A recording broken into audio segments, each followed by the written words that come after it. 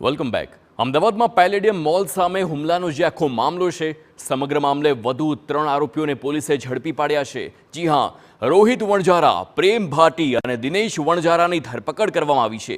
પોલીસે આરોપીઓની Fortuner car પણ જપ્ત કરી છે। તો દિલ્હી કાર મૂકી આરોપીઓ ગોવા માટે ફરાર થયા હતા।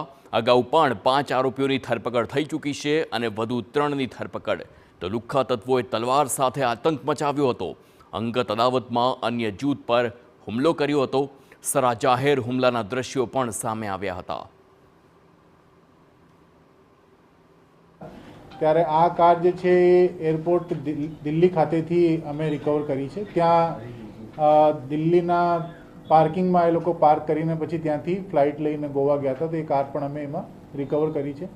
એટલે એક કાર અને 4 આરોપીઓ એ હજુ પકડવાના બાકી છે। બાકી જે મુખ્ય આરોપીઓ હતા એ મુખ્ય આરોપીઓ બધા એમાં પકડાઈ ગયા છે। 8 લોકો।